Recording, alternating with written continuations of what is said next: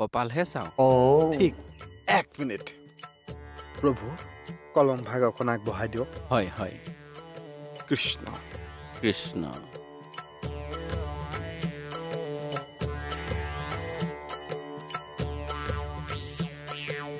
হেই কি কৰিছ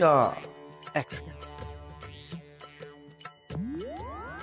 কপাল আৰু তালুৰ মাজত এটা ডিভাইডাৰ সৃষ্টি কৰি দিছোঁ যাতে আপুনি কপাল বুলি তালুত খেলি মেলি নলগায়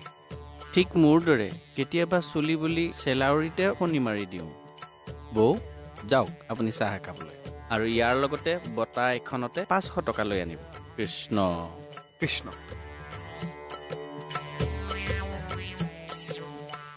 কোৱা হিষ্ট্ৰীটো ছাৰ কোৱা ক'লে লাজহে পাম নেকি কি হ'ল কোৱা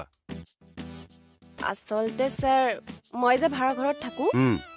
আণ্টিয়ে কালি মোক ভাত খাবলৈ মাতিছে